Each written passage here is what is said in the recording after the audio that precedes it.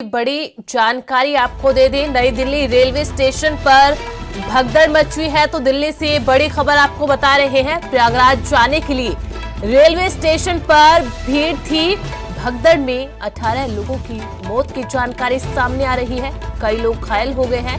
Platform number 14, 16 पर भगदड़ मची है, हादसा हुआ है। नई दिल्ली स्टेशन भगदड़ पर स्टैम्पेड पर प्रधानमंत्री मोदी ने दुख जताया है और लिखा है, मृतकों के परिवारों के प्रति मेरी संवेदनाएं। घायलों के जल्द स्वस्थ होने की प्रधानमंत्री मोदी ने कामना की है। पीड़ितों की मदद के लिए अधिकारी जुटे हुए हैं। तो प्रधानमंत्री नरेंद्र मोदी ने हादसे पर दुख जताया है।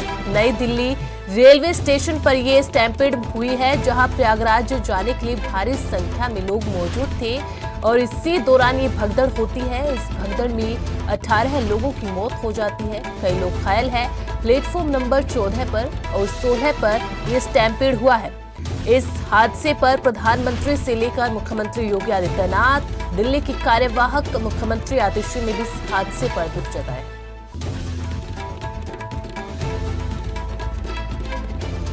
और इस खबर पर ज्यादा जानकारी के लिए रुक कर लेते हैं हमारे संवाददाता राजीव तिवारी का। राजीव, फिलहाल आपके पास क्या कुछ जानकारी है? घायलों की स्थिति कैसी है?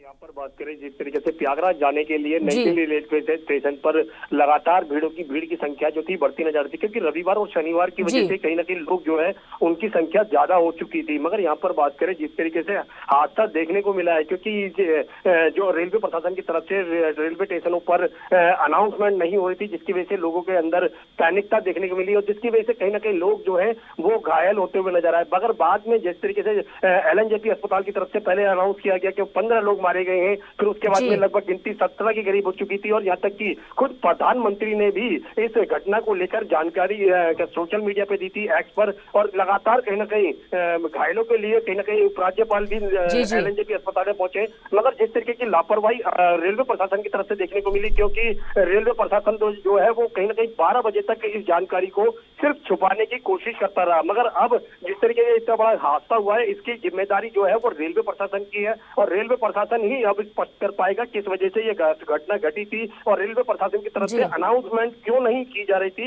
इस तरीके की घटना जो है वो नहीं होनी चाहिए थी। जी राजू, बिल्कुल, लेकिन जो जानकारी सामने आ रही है वो ये है कि एक तो प्लेटफॉर्म नंबर 14 और 16 पर ये भगदड़ मची है और दूसरा वहां पर बड़ी संख्या में लोग इकट्ठा हो रखे थे प्रयागराज जाने के लिए। ऐसे में आपने बताया कि अनाउंसमेंट नहीं की जा रही थी। इतनी बड़ी संख्या में जब वहां पर भीड़ इकट्ठा हो रही थी तो उस वक्त प्रशासन कहां पर था?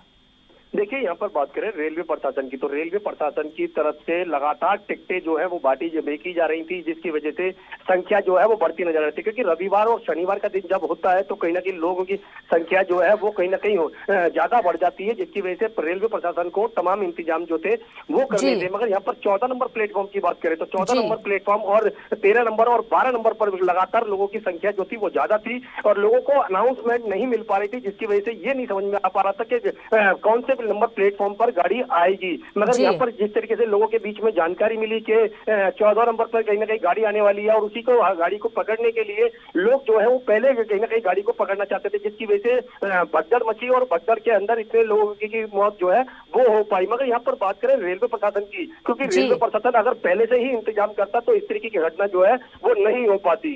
जी बहुत बहुत शुक्रिया राजू इस अपडेट के लिए।